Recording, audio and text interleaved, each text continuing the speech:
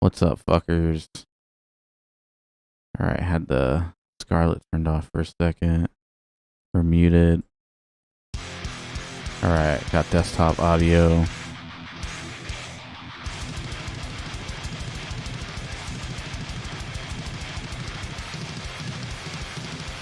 Oh, gotta fix this. Something's off.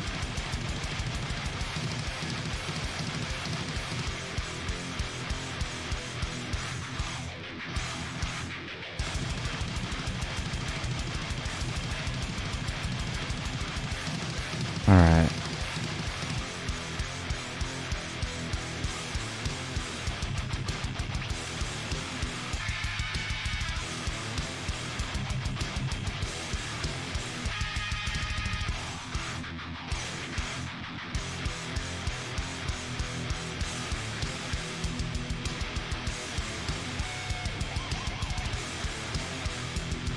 Oh no, I got the wrong screen herder. That's gotta be primary monitor. Here we go. I was doing some calculations. I don't know why I did the Russian accent, but I do calculation in the Russian. Oh, that's fucking dumb. Anyways, how do you like the new song? It sounds sick. It's like a duck. That's how ducks sound, right?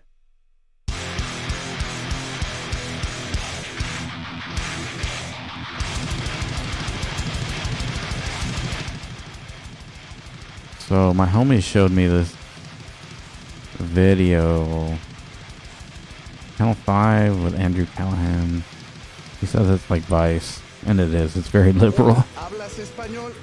And it's talking about gentrification. With a little rundown. It's funny. It shows Austin Red Guards and this little video rundown of people moving to Mexico and some history on gentrification, primarily told through a very petty bourgeois narrative or framing. It's like doesn't, of course, no class analysis. Yeah, absolutely bereft of any class analysis. It's interesting because all the groups that move in and instigate or otherwise part of what they call gentrification is, they're all part of the same class or just strata of that class, the petty bourgeois. So it's pretty interesting. Let me see if I can find it.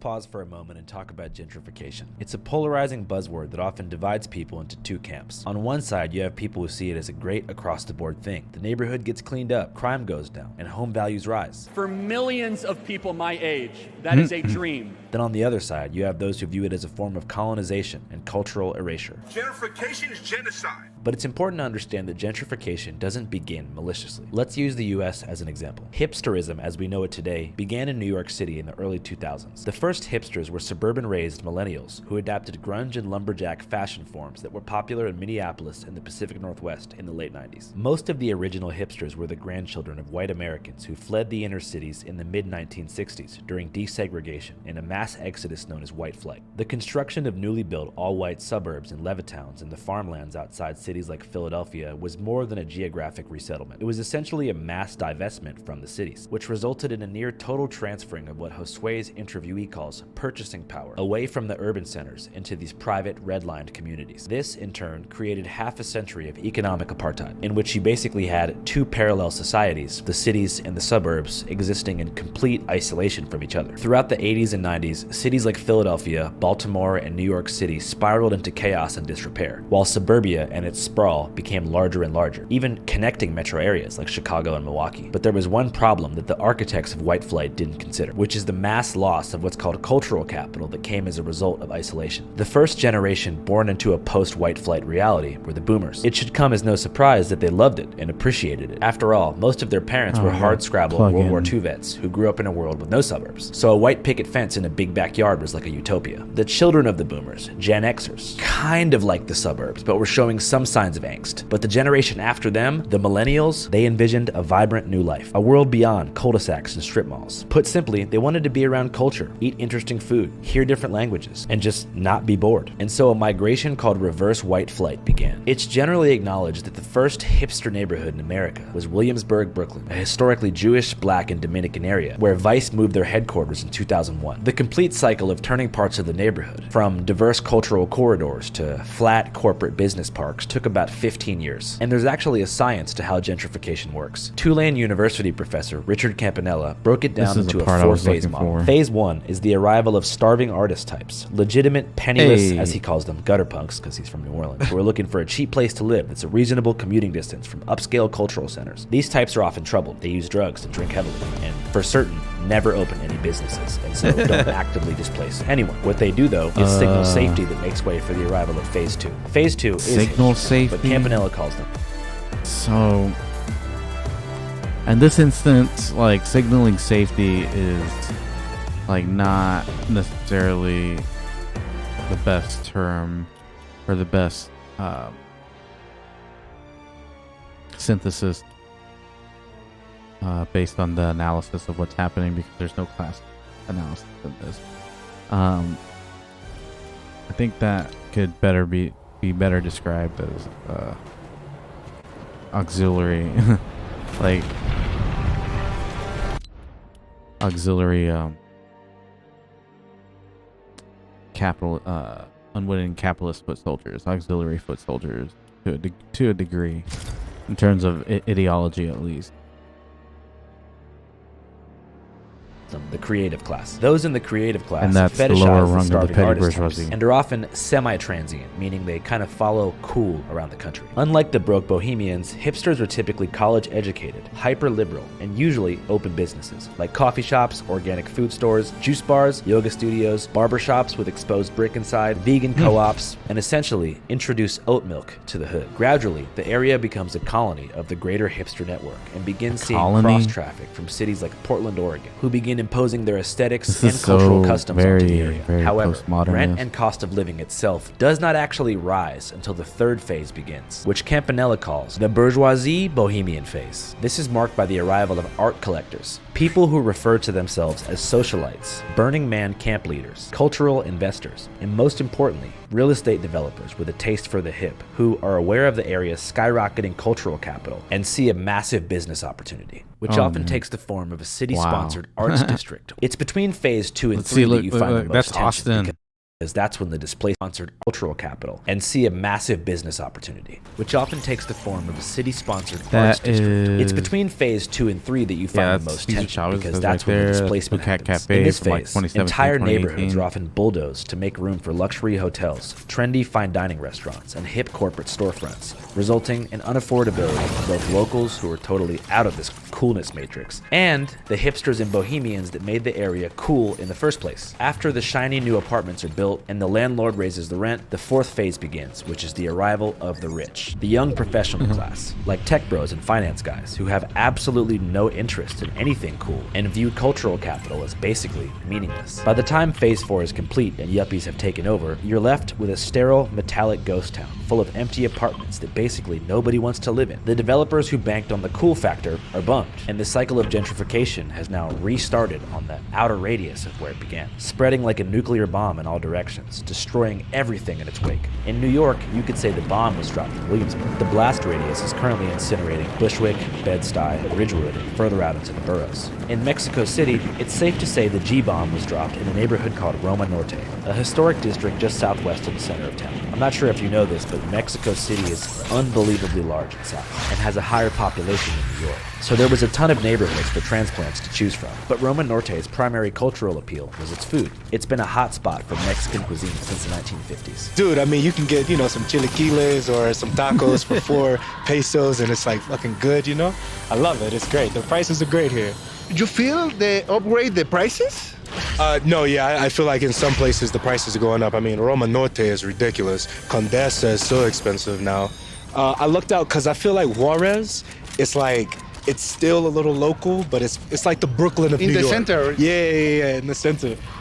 It feel like it's like an old New York, you know? Okay. Beyond cultural appeal, another factor that makes cities ripe for gentrification are natural disasters. One example would be New Orleans, Louisiana. In 2005, Hurricane Katrina struck the city, killing 1,800 people and displacing half of New Orleans' population. One of the hardest hit neighborhoods was the Ninth Ward. Because of the city's levees breaking, the lower Ninth Ward was almost totally flattened by floodwaters. However, in the upper Ninth Ward, a neighborhood now heavily rebranded as the Bywater District, homes remained intact, despite all of these homeowners having been relocated elsewhere to cities like Houston and Atlanta, where many of them lived in FEMA trailers, awaiting insurance checks and government aid. In this desperate state, and amid an uncertain future for a broken New Orleans, real estate agents swooped in and began buying entire blocks of Bywater homes in cash from their recently displaced owners, Why do they setting call a it Bywater? foundation for a hipster enclave that would thrive about 10 years like, later. why does the According to many documentary Mexico call it City that when locals, they're the saying story of that what they're happened trying in to be Roma Norte rebranded? is actually quite similar to Like, what don't happened call in it Bywater. Roma was the epicenter of the calling it 1985 Mexico City earthquake, which killed 5,000 and displaced 2 million residents, many of whom would never return. En la Roma, pues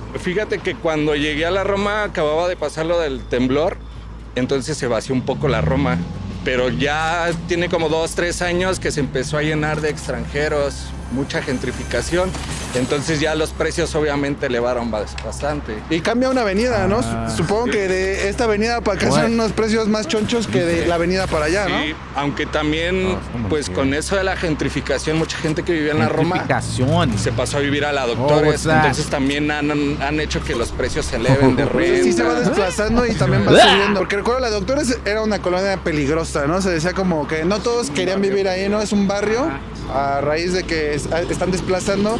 Ahora también la Doctores es como una nueva Roma, ¿no? Ah, exacto, sí, si te das cuenta, pues siguen Exacto. estando las vecindades, pero ya ves un tipo de gente diferente que vive en la Doctores ya ahorita, desde hace un tiempo ya tiene eso. You know, when I first moved here, it was a completely different area, you know. There's been gentrification since after the earthquake of 85, right? And it's been 20 or 30 years, but it really got scaled up in the last 3-4 years with the pandemic and everything, but the prices have gone up a lot.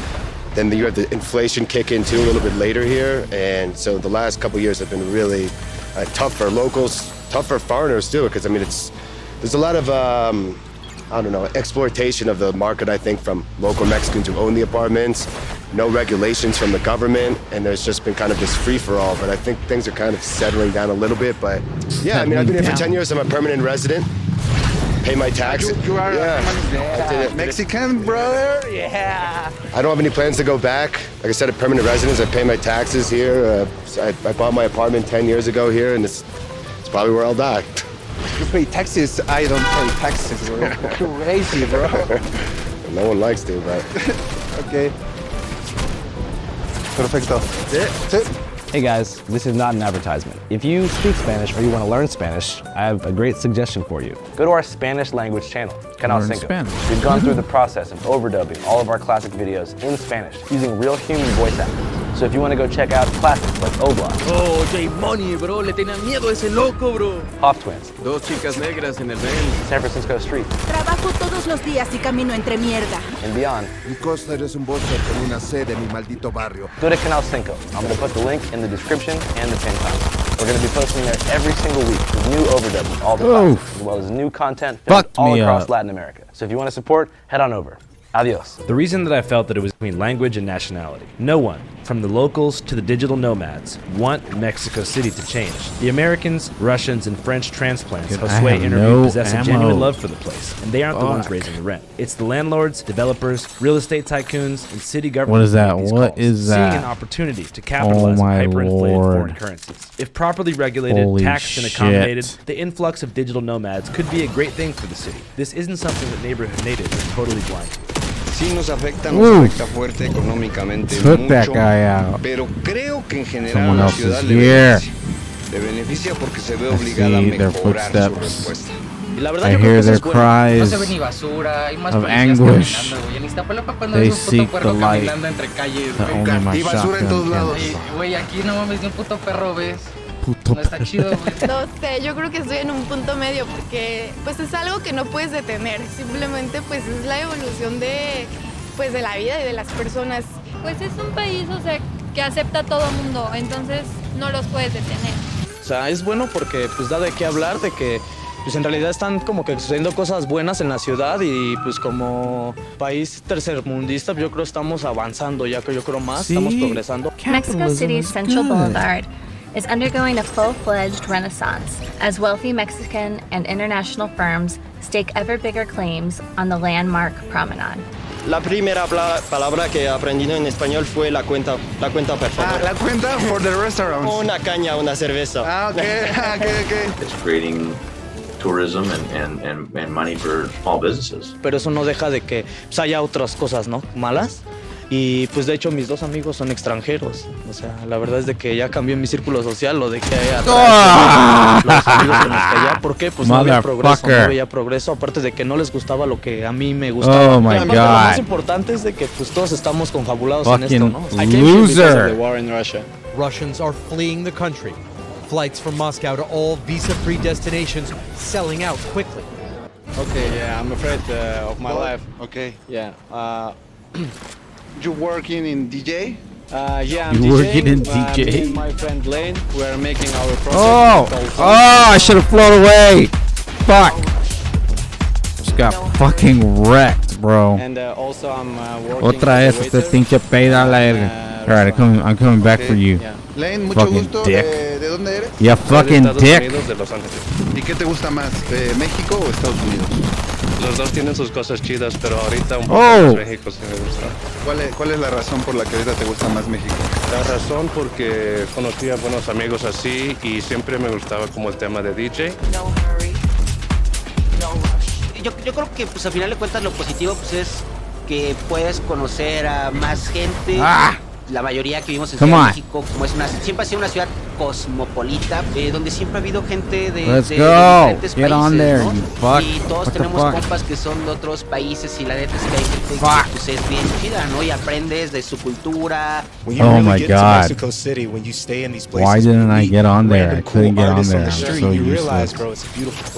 A beautiful place that will likely continue to grow at an exponential rate in the coming years, as inflation in the U.S., as well as the rising cost of living, make things like home ownership nearly unattainable for the millions of young professionals entering the white-collar world. A recent study conducted by MBO Business Partners suggested that 70 Shot in million the back, dude. I didn't even get close to that guy. I didn't even fucking get close. And of those 70 million, 9% are already putting my plans in motion. life, So what's bro. been seen in Mexico City since COVID is just the beginning. In preparation for this mass migration, a number of countries, like Japan, have already introduced digital nomad visas, which require remote workers to file taxes in Japan, regardless of where their paycheck is coming from. Something similar was advocated for by Mexico City Councilwoman Frida Guillen, who proposed something called a digital nomad tax that would charge them all a flat fee of roughly 3,000 pesos or $155 per month. But this idea was shot down by her constituents and never really came to fruition because, after all, this was an inside job in the first place. Airbnb recently struck a deal with local authorities to make this place one of 20 global destinations for so-called digital nomads. The mass buyouts of apartments in these neighborhoods to convert them into Airbnbs and market them to wealthy foreigners was directly facilitated by the city government, who pulled no punches in evicting. Dude, I have like no This woman defense. has asked us not to reveal her identity. Just After her insane. apartment building signed a deal with the home share company Airbnb, she was given 5 days to move out. She says short notice evictions are becoming commonplace across the city. Que al final mucho de eso es, pues es un problema conjunto, ¿no? Porque también quienes están subiendo este precio son los propietarios que están aprovechando que están viniendo extranjeros aquí a rentar, ¿no? Sí, porque los extranjeros no la están pidiendo, es de los propios mexicanos. Lo suben keep on ellos killing o lo Peter suben los Griffin. propietarios de estos departamentos, de estas casas, ¿no? Entonces es un fenómeno conjunto de que llegan muchos extranjeros y claro, los dueños de departamentos dicen, no mames, ¿cómo sacar más dinero? Y entonces es como van pasando por las dos partes, ¿no? Without proper restrictions in place, the only group of people that could collectively stop gentrification right now are landlords. Local landlords, which makes things even more complicated. Es un poco difícil, yo creo, porque These people are like staring the solution in the face. They're like, oh, who could do something about it? We just. ¿no? The I'm gonna go out landlords, on a limb here and right? suggest Only the that if there's one landlord. thing that landlords don't do, it would be supporting the people by way of voluntarily reducing rent costs. These people, so I many swear, locals like, feel that the only this kind of possible thinking solution moving forward is is to just impose like government fucking mandated brain dead, regulations bro. on both what landlords can charge and immigration itself. Bueno, por un lado considero que sí es importante que los países abran sus fronteras para recibir a personas que vienen de otros lugares. Sin embargo, sí me parece que deben de haber límites, porque si se permite la entrada masiva de extranjeros, empiezan a comprar las propiedades, a poner los negocios y eso desplaza el mercado nacional. Entonces me parece que lo que tendría que haber es un equilibrio. What the hell? Why didn't you Que no se fucking... permita la entrada de extranjeros establecerse en México, pero tampoco que sea en demasía. ¿Usted ha sufrido algunos de los efectos negativos de la gentrificación? Sí, precisamente pues el uso excesivo de los recursos, como por ejemplo el agua. Mexico City, one of the world's most populated cities at nearly 22 million people, could run out of water in just months. It's being referred to as day zero, and experts warn it could happen in June. Tourism plays into this water shortage. A tourist uses between 3 to 4 times more water than a resident. Y la falta de ciertos lineamientos que no aplican por igual a todos, ¿verdad? Shortly after these interviews were conducted, like actually 24 hours later, Mexico City government unanimously approved the largest rent freeze in their country's history since 1946, prohibiting Airbnb landlords in Roma Norte from raising the prices any higher, and ensuring Mexican tenants who make less than digital nomads make a reduced rate rent, as well as government housing loans in an effort to combat displacement. The rent freeze will also require all landlords to register their rental contracts with the city and establishes strict fines and penalties for any of them caught overcharging foreign tenants or evicting Mexican renters without proper notice, which overall is great news. Back to Jose. Hola, hoy en Hola, ¿hablas español? Hola, ¿hablan español? Sí. ¿Sí? Where are you from? Like de aquí. Ok, bueno, muchas gracias. Sale, bye. Pues bueno, se resuelve un misterio más. As Josue wrapped up his report, we decided to send another bilingual friend of ours to a very different part of the country, yet a place where the influence of America, and particularly American dollars, has been felt just as hard. Esta es una entrevista exclusiva Canal 5. En Tijuana. Reportando en vivo aquí de Tijuana, México. Un saludo para Canal 5. Échale ganas, no te agüites, respeta a tu madre. ¿Qué línea de trabajo haces? Oh, man. Soy sexo servidor. That was a fun game. It's the greatest border in the world. I'm hungry already. TJ, a historic border town with the highest number of homicides in Mexico, but otherwise a great city. Estas situaciones nos hacen más fuertes. Sí, nos hacen más fuertes poder sobresalir. However, Tijuana, like Mexico City, has an Americans problem. Specifically, a horny Americans You're problem. an Every Americans night, thousands of problem. Americans cross the U.S.-Mexico border, typically on foot, coming from cities like San Diego, Santa Barbara, and Yuma, Arizona, to engage in commercial sex acts with oftentimes trafficked women at a full-service flat fee of $100 US. Hola, buenos dias, guys. John here. In this video, we're going to speak to sex workers in TJ, recently Man, I divorced hope I got dads this looking job. for I had to love, do it. carefree It's a locals video dressed as Nazis interview. for Halloween, and most importantly, American dudes paying for sex. And they may have seen my weed because I had to move my camera around. Come to fucking Mexico. This is the place So to I be. don't The fucking bitches know. here are wild. Anything you want to do Oh my God. has a price, bro. I don't know why this needs Dude, to be it's fucking lit. like, It's part so of free. it. Picked up some stuff off a random street dealer.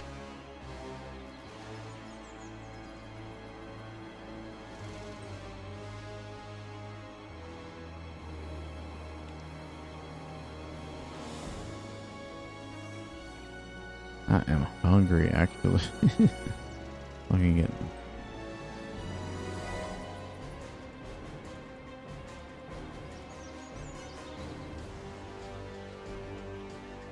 All right.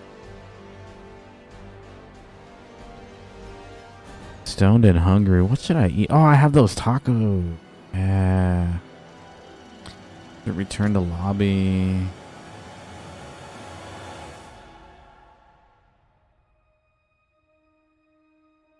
Crip Mac sentencing.